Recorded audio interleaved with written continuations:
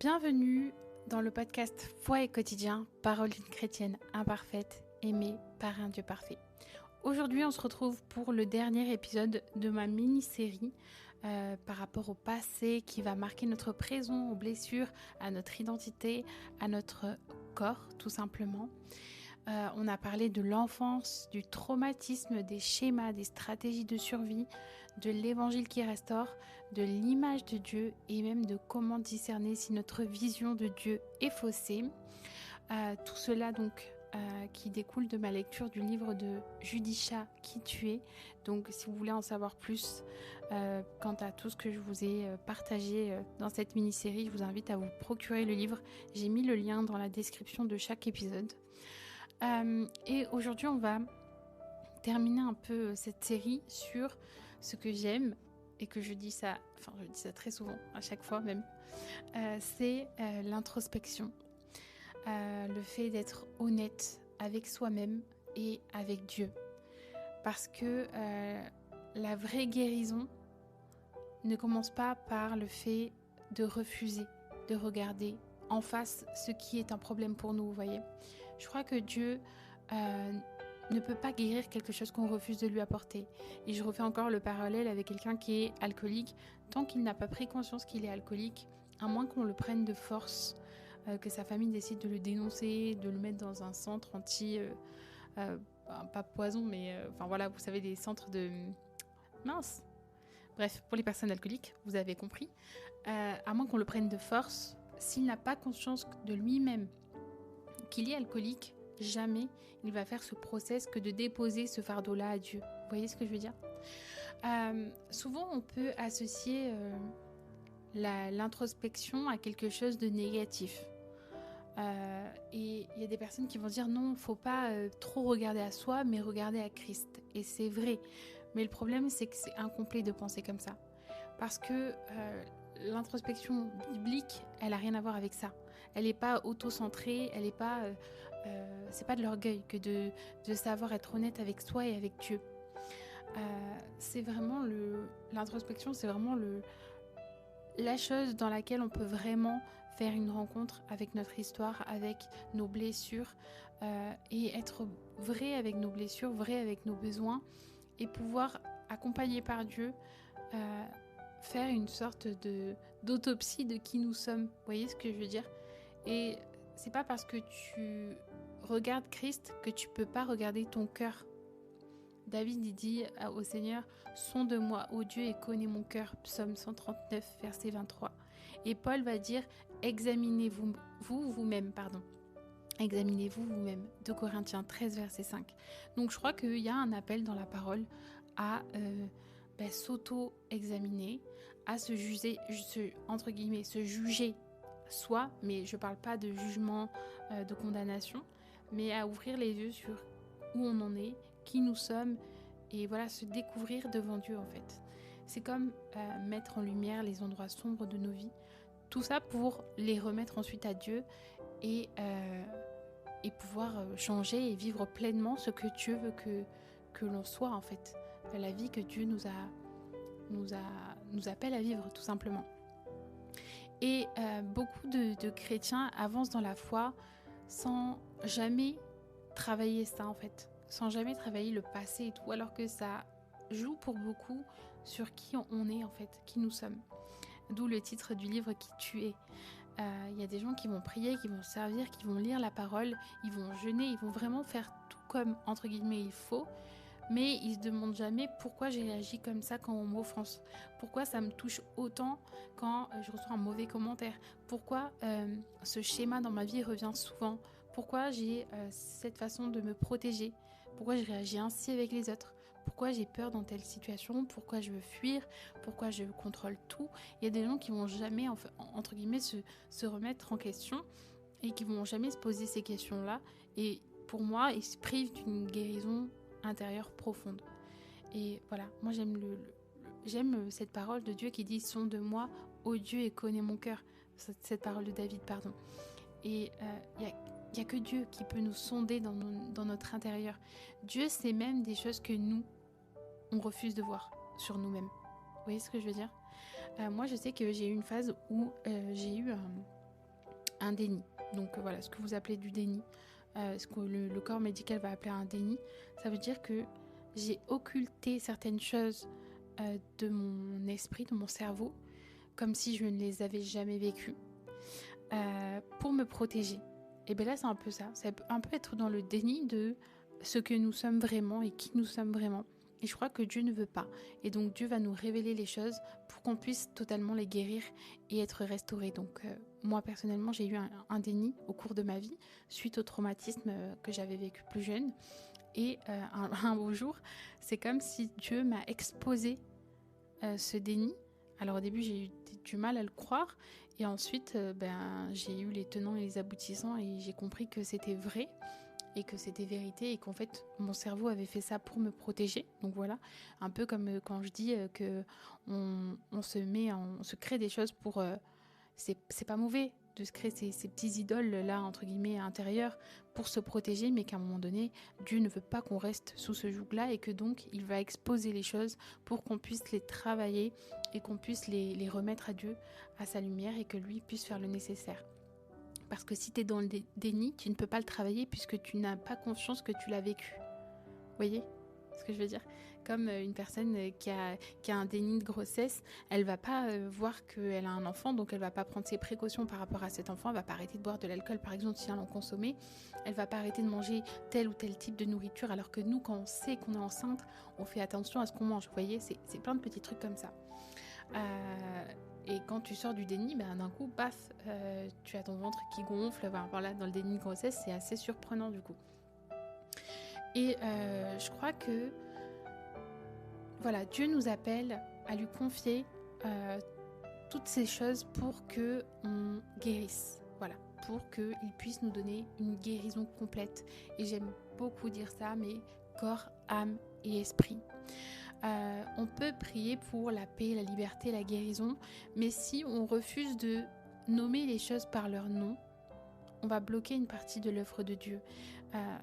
Adam a nommé les animaux, il a nommé tout le reste également, et je crois que Dieu nous invite à nommer les choses et ne pas se défiler en disant ça me fait penser à mon mari quand on a certaines discussions, il va me dire non, t'es vaincu, tu vois, comme si je proclamais quelque chose, mais en fait non, c'est juste qu'il faut mettre des mots sur ce qu'on vit.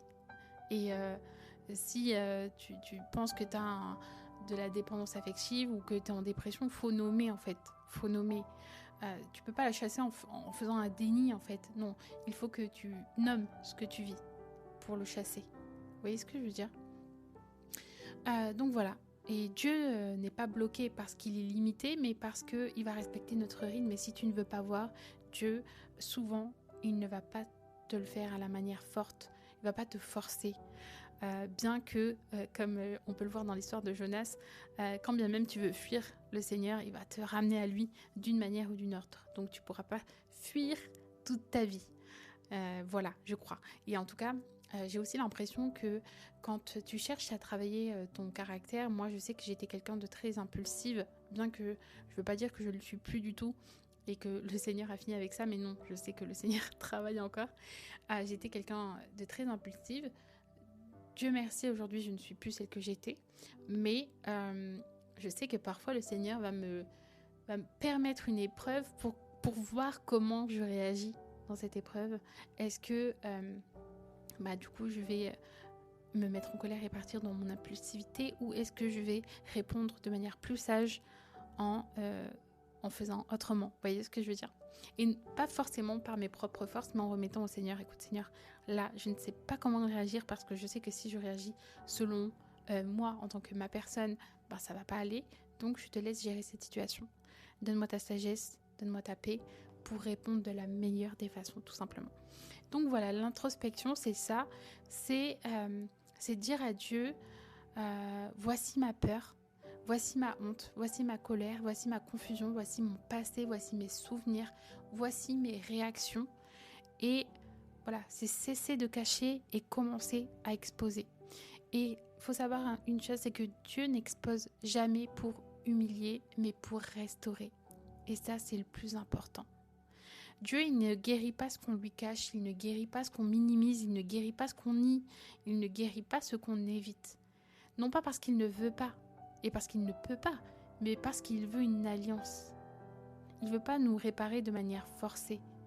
Et ça me fait penser à un moment donné, j'avais lu, je ne sais plus si j'avais lu ça ou ça remonte à des années en arrière, donc je ne saurais pas vous dire où. Mais en gros, c'était une personne qui était en fauteuil roulant ou qui avait un handicap visible. Et quand on va lui demander pourquoi on veut, pour quelle raison on veut... non, attendez, je vais arriver à parler. Pour quelle raison elle veut recevoir la prière. Tout le monde va s'attendre à ce qu'elle demande à marcher, par exemple. Vous voyez ? Mais non, cette personne, elle a exposé un mal-être intérieur.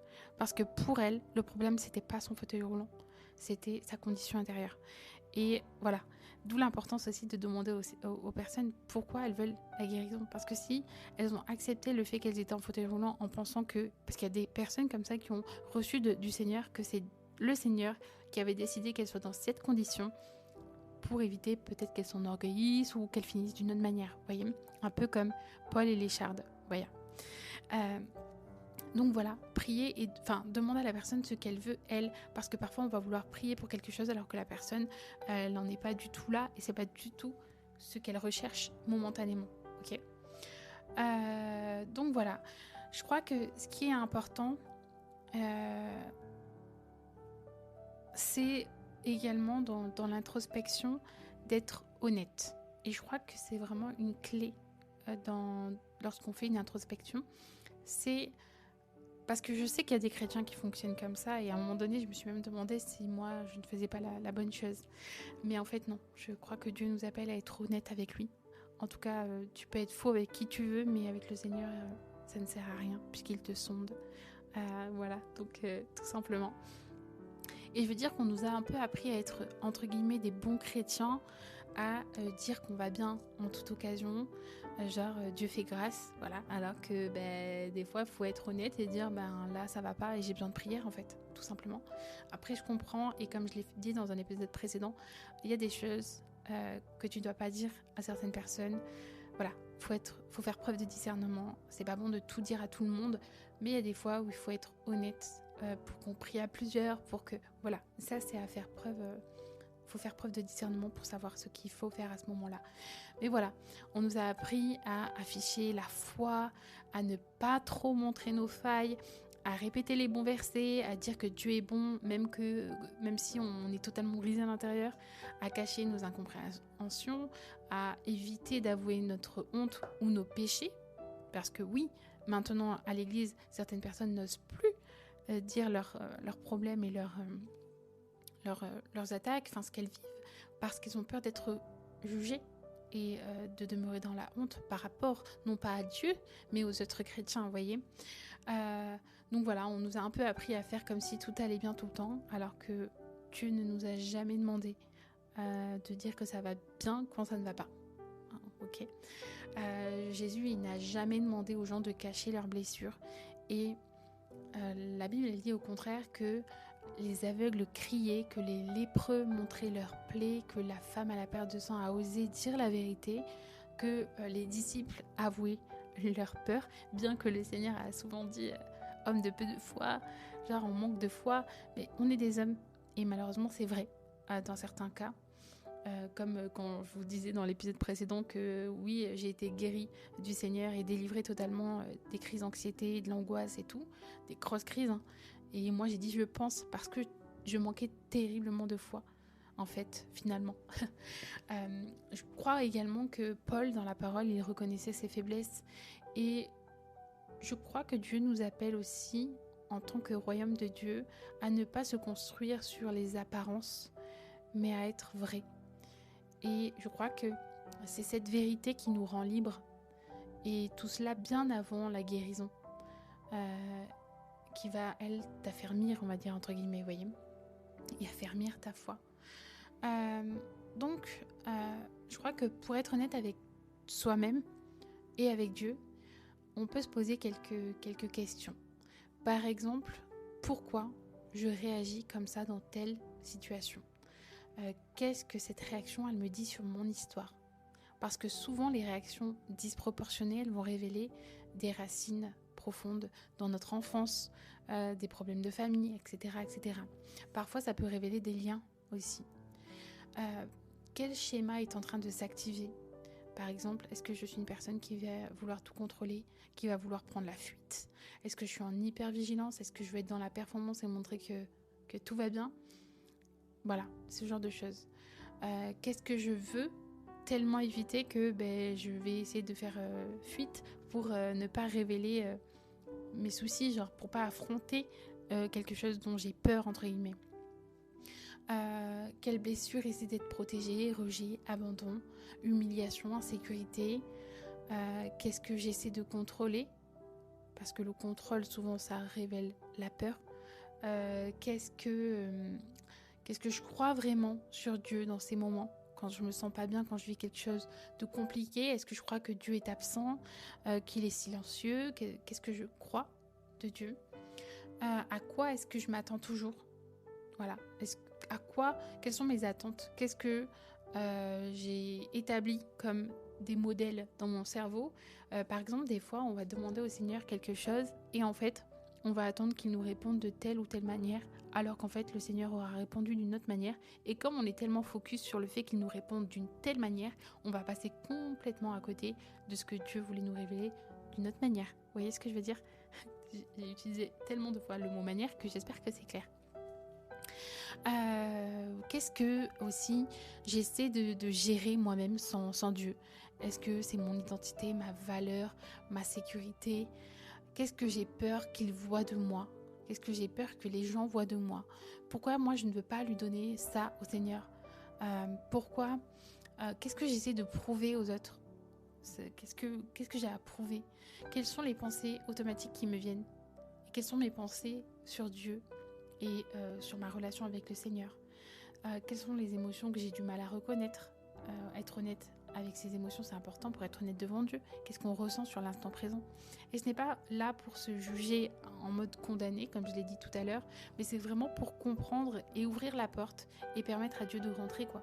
Et de dire au Seigneur, voilà, tout comme je le disais dans les épisodes du tout début de ma chaîne, toujours demander au Saint-Esprit de nous révéler les choses pour qu'on puisse faire ce travail intérieur et être totalement libre, véritablement libre. Il faut le dire clairement, Dieu, il n'a jamais demandé à ses enfants d'être parfaits, mais il a demandé à ses enfants d'être vrais. Je pense que Dieu préfère 100 fois un cœur honnête qu'un cœur qui veut performer en servant à outrance, par exemple, alors que Dieu ne lui demande même pas. Et voilà, moi je crois que les psaumes dans la parole, ce sont des textes qui exposent un peu cette introspection, des cris, des larmes, des doutes, des colères, des demandes au Seigneur, des confessions. Et voilà, je crois que Dieu n'a pas peur qu'on soit vrai avec lui. Il nous connaît déjà, il connaît qui nous sommes dans nos bons moments comme dans nos mauvais moments. Et voilà, l'introspection, c'est dire à Dieu, Seigneur, voici ce que je crois être, voici ce que je ressens, voici ce que je n'arrive pas à gérer, voici ce que je ne comprends pas, voici où je suis brisée, voici les personnes qui m'ont fait du mal, Seigneur. Et révèle-moi ce que je dois faire en fait, où j'en suis dans mon étape du pardon. Et voilà, et Dieu te répond qu'il est là dans tous les cas. Donc voilà, le Seigneur est là, il est avec toi. Et il veut guérir ton cœur. Et pour ça, il a besoin que tu sois vrai avec lui. Donc quand tu es honnête avec toi-même, c'est là que tu vas enfin voir les choses et où Dieu va travailler avec toi. Et quand tu es honnête avec Dieu, tu vas lui permettre de mettre sa lumière sur tes zones d'ombre. Tu vas accueillir ce qui est vrai en toi et tu vas devenir disponible pour cette transformation que le Seigneur veut opérer dans ta vie. Et voilà, l'introspection, c'est juste le commencement d'un travail, d'un cheminement avec le Seigneur pour pour moi, c'est la liberté en fait. Je crois que Dieu nous appelle à être libres et que le passé n'ait plus aucun impact sur nos vies parce qu'on sera en accord avec le Seigneur et qu'il aura œuvré en fait, tout simplement. Donc on peut dire, Seigneur, montre-moi la vérité sur moi, montre-moi qui je suis en fait, ce qui a été conditionné, ce que je dois déconstruire, ce que je dois renouveler. Et croyez-le, le Seigneur veut vous le montrer. Et voilà, donc déjà je vous remercie d'avoir vécu cette série avec moi. Je prie que Dieu puisse vous guérir à travers cette introspection. Et voilà, soyez vrai. Je prie qu'il guérisse également votre identité, votre perception de vous-même. Je sais qu'il agit et je sais qu'il agira quand vous allez exposer les choses dans tous les cas. Donc je crois que l'introspection, c'est vraiment un acte d'amour qu'on pose envers soi-même et un acte de confiance envers Dieu. Et Dieu veut nous libérer, il veut nous guérir. Donc merci pour qui tu es, merci pour ton courage et merci pour ton désir de grandir. Et surtout, merci de laisser Dieu te transformer de l'intérieur. Que Dieu vous accompagne et voilà, soyez bénis.